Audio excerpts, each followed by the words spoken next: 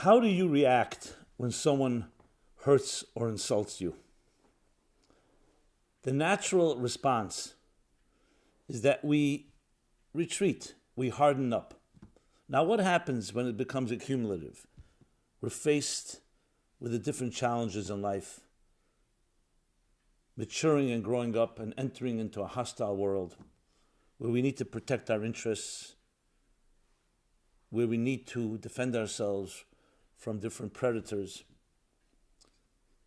We can really become like hard armor to protect and defend ourselves. And what happens with that beautiful, soft side inside of you? This is what we will be speaking about. How to awaken and soften your heart.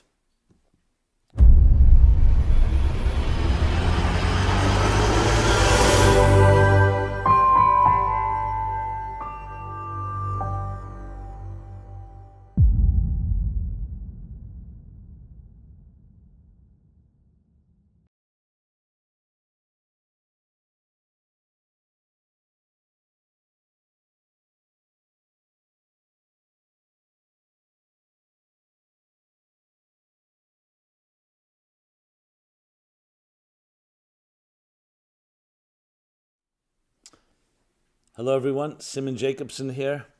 We will be speaking about how to awaken and soften your heart. This program is dedicated in loving memory of our dear friend Sharon Gans. You will be forever remembered. Your teachings will live on forever and continue to inspire so many. This program is also dedicated by Judy Kirk. How do you respond when someone hurts or insults you? So we all know how we react. We're not happy. We don't just let it wash over us. We may reciprocate, or we may retreat and clam up. Now, what happens when this is repeated in our lives? That certain people become known to you as someone that you just want to avoid. You're definitely not going to open to them. If this happens in our childhood, unfortunately, it happens more than we would like, where parents invalidate or even insult, humiliate their children. So the children will ultimately, not initially, because initially we are resilient, but ultimately start developing, we'll call it a layer of armor, a defense mechanism to protect ourselves. And if this becomes repeated and accumulative, then we harden up even more. There comes a point even, especially, and I don't never like to talk about severe abuse, but there comes a point where we can even literally disassociate. Some call it the out-of-body experience, an out-of-body experience, because it's too painful. So that beautiful, vulnerable, soft, defenseless child has now developed a hardened sheet or several sheets of armor. Now, that's perfectly fine when you are under attack, but what happens when the attack is over? Or you grow up and you no longer need all that defenses, but that will still come into play because you become naturally assumed another layer because of needing to protect yourself. I remember once someone came to see me, had a very difficult life, and she was talking to me about some of the issues. I remember I was sitting right here. She was sitting there in that chair. And I just lifted up, I think I took a napkin, and I lifted it up just to wipe my mouth or something. And she suddenly recoiled. And I said, why you? She said, I thought you were going to slap me. I slap you? We're friends. You came to speak to me. Do you know me as someone? And then we both realized that this is what happened to her in her life. Very often, the people around her will either slap her or in some other way hurt her. So she developed this reflex without even thinking. That's just in a very blatant and obvious fashion. But emotionally, internally, we always develop different ways we react. As I said, it's a one-time thing. We don't usually create a new mechanism. But if it becomes repeated, we learn to protect ourselves. We learn to wear the different masks and armor. And remember, armor, yes, protects you, doesn't let anyone in, but also doesn't let anyone out. So how do you think that's going to impact on relationships, on trust, on intimacy? Huge impact. And the sad and beautiful part of all of this is that there is still that beautiful, soft person inside of you. So how do we awaken and soften? How do you awaken and soften your heart in a world which doesn't always appreciate softness and gentleness and tenderness? And at the same time, not opening yourself to be vulnerable and hurt. But unfortunately, many of us, that goes undercover, that beautiful, soft, tender, gentle part of ourselves. So balancing it is not an easy thing. I mentioned Sharon, who just passed, our friend. This was one of her vital and critical points that she would teach her students, was how do you maintain that? How do you access it? So that's why appropriate to dedicate in her honor this conversation. So step number one is to know yourself. It's one thing if you put on a sheet of armor or other protective mechanisms, but you're quite aware that you're doing that, and you know that's not you. That's what you need to do when you go to war. Whether physical war or psychological war, emotional war, or any type of war. But what happens when you forget and you have become your armor? That's problem, maybe the biggest problem, but definitely problem number one. To distinguish, to know who you are and when and why you are assuming a more defensive position if necessary. So you're totally in control of it. You don't want your armor controlling you. You want to be in control of it. You know, similar to what I've discussed many times. Someone asks you, "Who are you?" And you give them your business card. That's not who you are. That's what you do. And some people sigh and say, "Well, what I've been doing so long that has become who I am." Who you are should define what you do, not what you do should define who you are. The captain tells the ship where to go, not the ship tells the captain where to go. And this isn't a critique, this is just an observation. So that form of clarity is vital. Because when you have that, as we say, awareness is half the cure. Awareness of when you're putting on that armor, or when you're using it, is already giving you a form of control. Lack of awareness means you have become it, and that's your new identity, which can include many forms of very unpleasant behavior because you're in protective mode. Of course, if you're in a hostile environment, you're going to be quite unpleasant because you're protecting yourself. You feel you're being attacked.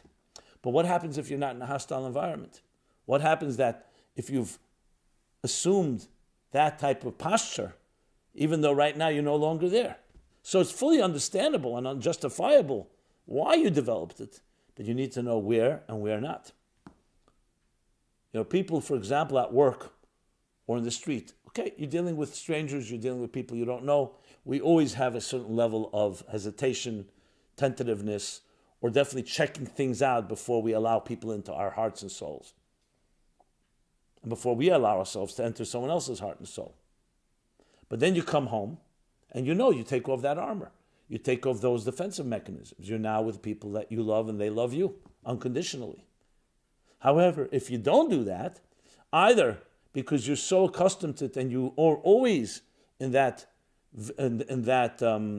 your antennae are up mode, which is what happens, people become very vigilant when they have been under attack and they're extremely sensitive to that. And you don't know how to distinguish when you cross the threshold of your home, of course that's going to create problems. How will you have a complete love, a complete free abandon, comfort, when that posture still remains your natural one? and how it will affect the people that you do love when you really never really open up. So this isn't, again, critique. This is about how to manage, how to balance it, how to rebalance and reclaim your life. That's point number one. Point number two is, what is really going on in that inner part of who you are? If we were to shed all layers and armor and defense and protective mechanisms and so on, what would you look like? This is a beautiful statement in one of the books of the Bible, speaking about Elijah, the prophet. And he was waiting for God's presence to arrive, to emerge. And it says that first came a very strong wind. And he thought that was it, the strong wind. That is bringing and revealing God's presence. And he said, no, it was not in the wind. Then a very powerful thunder. Rash. No, not in the thunder either. Then came finally a great fire. Eish. Ruach, Rash, Eish, the three words in Hebrew. Great fire. And he thought that may be it. No. And then the verse continues and says, suddenly what arrived was, I'll say it in Hebrew because it's so beautiful if you know Hebrew, but I'll translate. Koil demama daka. A very subtle and gentle voice. And then he knew that was it. What is this telling us?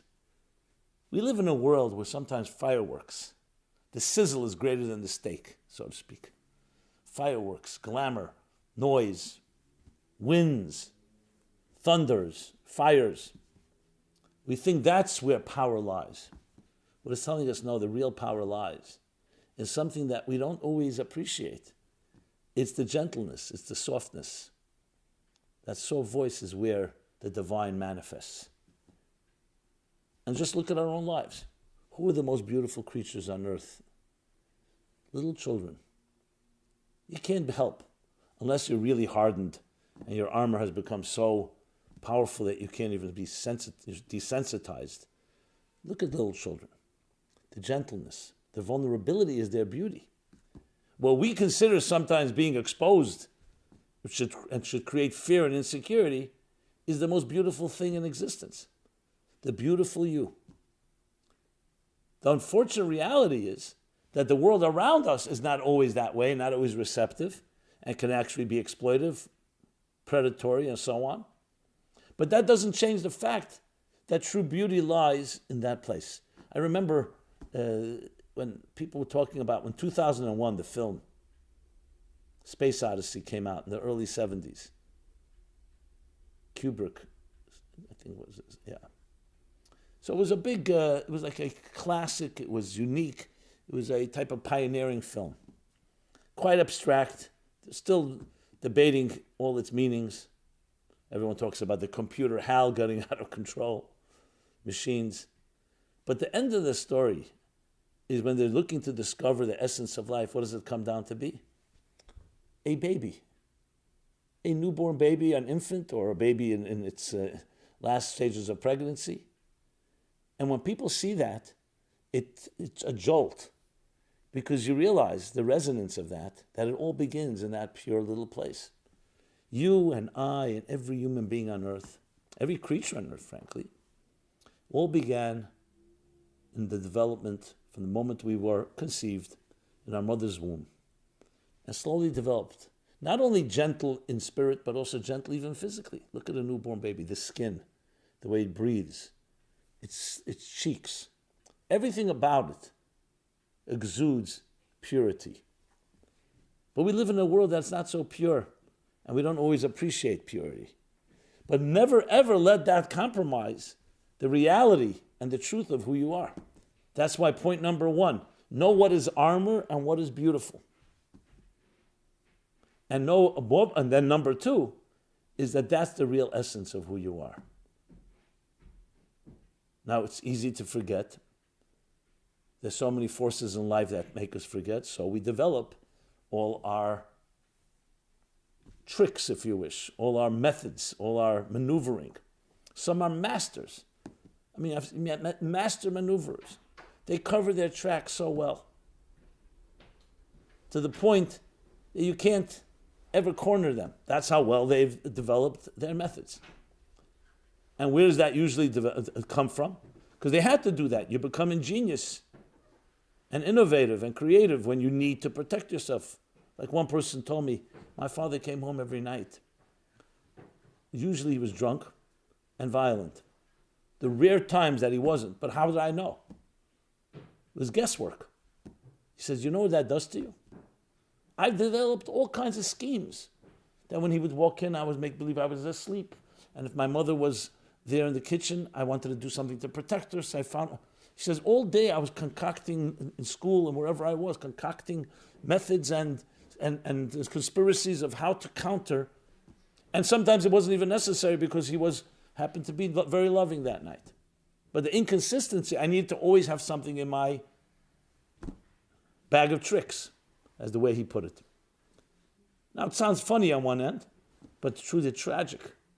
Because imagine if a child doesn't have to do that. So you can focus on learning to be comfortable in your own skin. Comfortable in your own skin. How many people are comfortable in their own skin? But that comes from being in touch with some of that purity. How to awaken and soften your heart is recognizing that it's there already and waiting for you. That softness. There's an expression in the Song of Songs, I am asleep, but my heart is awake. What means I am asleep? Because the outer you may be asleep, may not be conscious of what's going on within, but your heart is awake and soft. So it's not about creating something new. It's about accessing that which is always there and knowing that you are not your outer self. Now they say the porcupine has very sharp needles, but it has the softest underbelly. That's precisely why it has needles. The softer it is, the more defense it's necessary to protect itself. The oyster, natural pearls. How are natural pearls created? An oyster, a piece of dust enters its very soft insides, innards. Like think of it like an eyeball, a piece of dust. And the oyster secretes a liquid that hardens around that piece of dust to protect its very soft skin. And when that hardens, that becomes a pearl. So what we consider pearls, treasures, precious stones, is actually just an oyster annoyed, an oyster irritated. Maybe that's a good headline. Your pearl is an irritated oyster. Irritation of one becomes the pearl of another. But it tells you something. It's not because the hardening is the way to protect, but it's because of the softness. If we weren't soft, we wouldn't need to harden anything. If we were hard creatures from birth, then everything should just wash over us. Teflon. Someone hurls an insult, someone touches you, someone hurts, someone insults, someone says something humiliating. You know what? I'm completely immune. But we're not, because we are these soft creatures. That's who we are, the Koel Dmamadaka, the soft, gentle voice. And you know it, and I know it. I have met people that are difficult to access, but there's very rarely a person that doesn't have some spark. You'll say, where is it? Well, sometimes it gets completely submerged like a black hole. The light gets so sucked in by the gravitational pull of the black hole that you don't see any light, but it's still there. And I'll tell you where you see it. You can see it sometimes when there's some jolt, some shock to the system, a loss, or a beautiful experience, the birth of a child, falling in love, even though it may be difficult for some people to do that when they have all their defenses up. But there are other ways. Music. Play some music. Even though I did meet once a person who told me he's not touched by music. I was like shocked. How could you not be touched by music? It's like, he says, it doesn't do anything for me. I became friendly with him. He was a classmate of mine. And ultimately, yes, it was very clear why. He grew up in a home that was like these cold, detached, aloof parents. It was very authoritative. And there was never room for that type of just letting go. I still would believe that every person has music in their heart and soul. But music is a good one because music does allow even some of the more hardened people to experience something. Because sometimes it's not, you don't have to be with anyone else. You're just listening to music. Sometimes reading something. And sometimes a conversation exactly like the one we're having right now. I've spoken with people who are not uncomfortable. I remember once giving a class, not on this topic, but a related one. And I literally saw some people being uncomfortable. One person came over to me and said to me, it was an excellent class, but I was not comfortable at all. I'd like to talk to you one day about it. Obviously, when a person is wounded and injured, and you touch their wound, even if after a while, they're going to pull back. Like I mentioned earlier, the example. They don't want you to touch it because it's so... But that may be the place exactly where you need to go to. Now, obviously, one has to tread carefully. God forbid, never assault somebody's psyche, because if they are indeed vulnerable and soft, you shouldn't just come in and say, you know what, let's just get rid of the armor and just be that beautiful little child you were once and drop all your defenses. It doesn't work that easily. I wish it was that easy. Because we've developed it. It's become second nature. It's like we developed, our armor is our skin at this point. It's a necessity. It takes time to develop the trust. So what can you do? What can a person do? And all of us have, trust me, we all have our harder sides. Sometimes it's elicited easily. Sometimes it takes more effort by another person. But we all have, and sometimes we're even mistaken. How many times that someone said something to you and you right away thought they were being critical? Then you realize that's not what they meant. But sometimes you don't realize. So what can you do? So in addition to the two key awarenesses that I mentioned, one, to know yourself, to know what is your armor, what is your defense, and what is you. And two, to recognize that the core you is really a beautiful, gentle voice, soul, heart and soul. What do you do? So you need to begin a regimen, if you don't have one already, to cultivate activities that will awaken and soften your heart. In other words, expose yourself to people, to experiences. It could be things you read, things you listen to.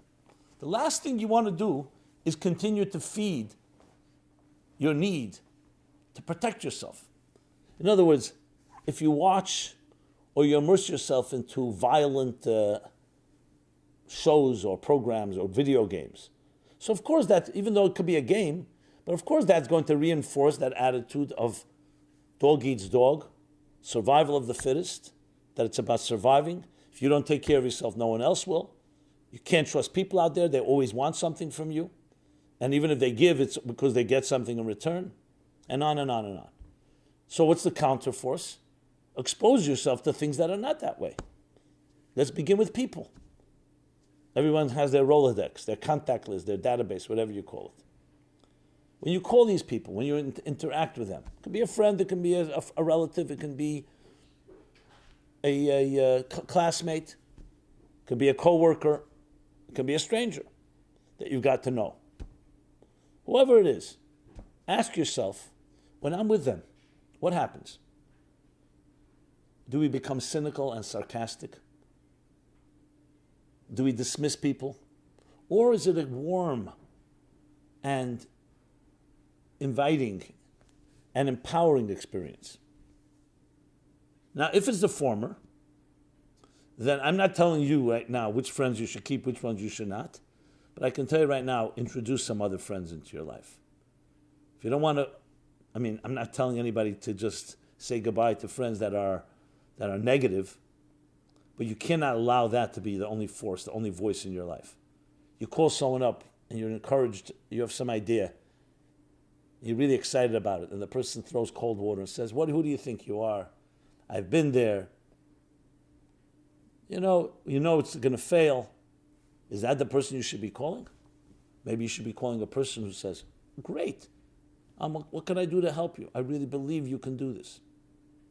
And the same thing is with the energy. If you're around people that have a lot of defensive mechanisms going on, it's most likely that it'll only reinforce your own defensive posture. However, when you surround yourself with people that are comfortable in their own skin, who have a certain ease about them, and yes, a tenderness and a gentleness, of course, is going to have an impact. So that's one thing, who you surround yourself with and what you surround yourself with.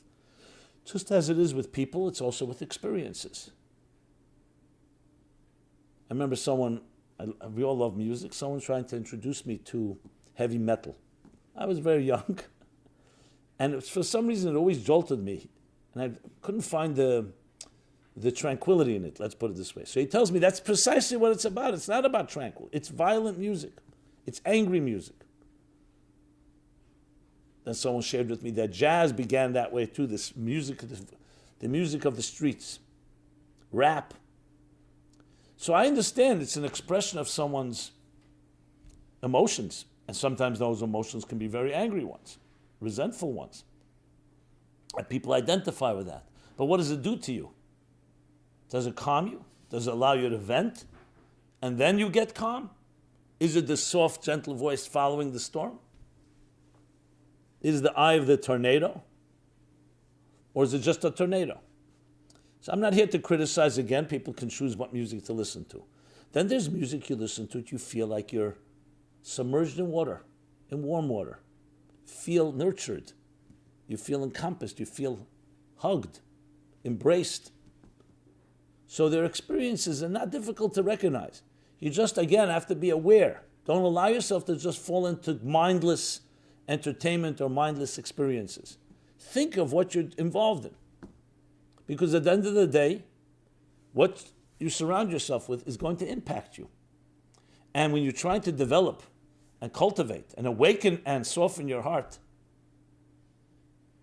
you need to be doing things and involved with people that help you do that, not the opposite direction, that weaken that ability, that harden you. Then there's another thing, which sounds initially counterintuitive, but it's actually very powerful, and being recognized more and more recently. Giving and taking. Are you a giver or a taker? And giving doesn't just mean giving charity or giving advice. Giving could also be giving gratitude, acknowledging. The fact is that in a world where we are trying to survive and protect ourselves and defend ourselves, we naturally will gravitate to being more takers. Because you want to protect yourself, you need to take. You can't just give because people take advantage of you.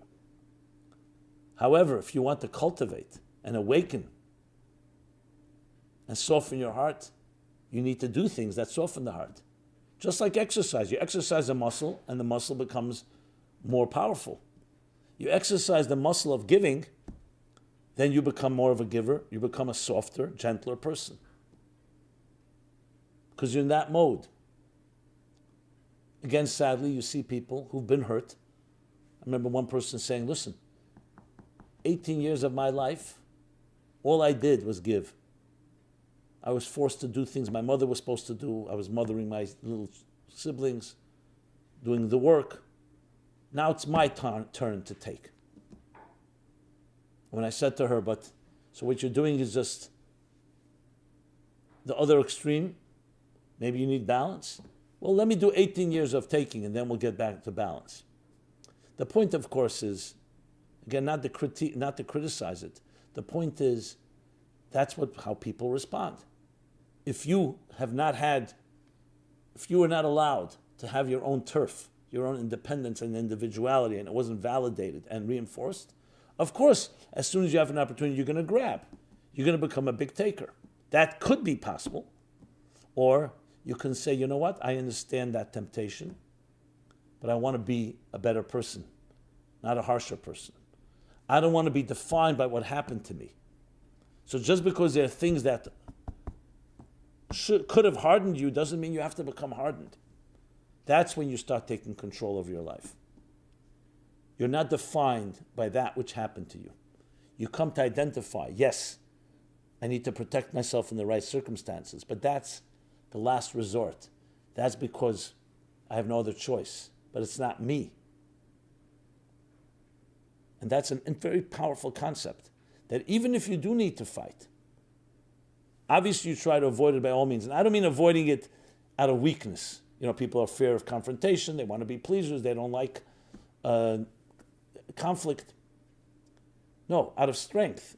If you do indeed, but it's never you. You're not a warrior. You're a gentle, soft soul, a beautiful one.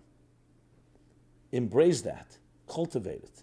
And yes, sometimes we need to weed the garden. That's part of the beauty in this world, is to protect it. But don't let the weeding, the protection dominate. It's only a means to an end to allow your angels to emerge. I always love Michelangelo's response when he was asked, how do you sculpt those beautiful angels in the marble? And he said, I see the angel trapped in the marble, and I carved and set her free. It's a very different perspective. It means the beauty is there. You don't need to purchase it. It's not a commodity. It's not out there. It's right here. What you need to do is carve. Because we can be trapped in marble.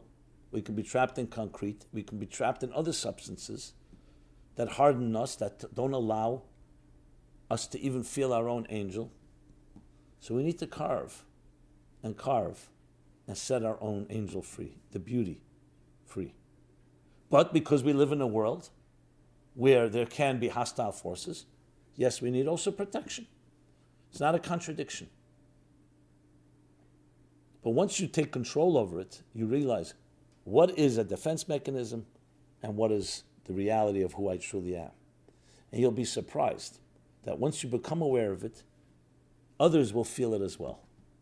There's an expression in the book of Proverbs, like a face is reflected in the water, a heart is reflected in another heart. It's a beautiful, beautiful concept.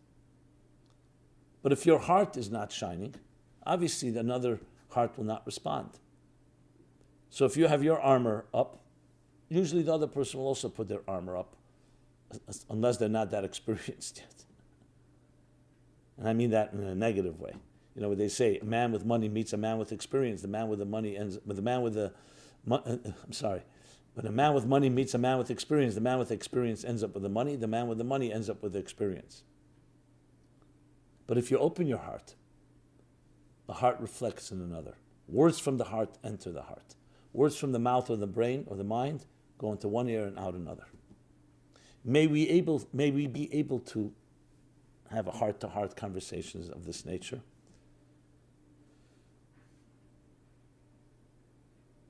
And I want to say it from my heart to each one of you, whoever's listening to this. This is what makes life so valuable, so beautiful, so precious. The dignity of us being able to, yes, be sophisticated, mature adults who know how to protect ourselves, but we also have the strength of celebrating our vulnerability, of connecting on that deeper level. And that's what my life is driven by. So I'm honored to be able to communicate in that fashion. I hope I was able to reach your heart a bit. It's coming from my heart.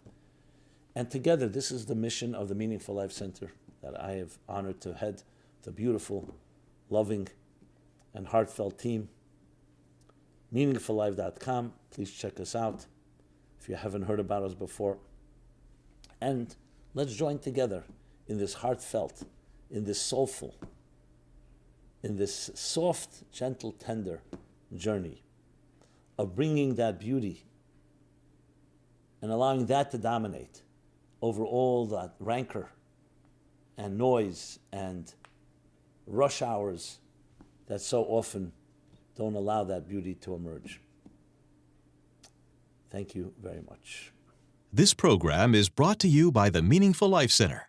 Please help us continue our programs. Make even a small contribution at meaningfullife.com/donate.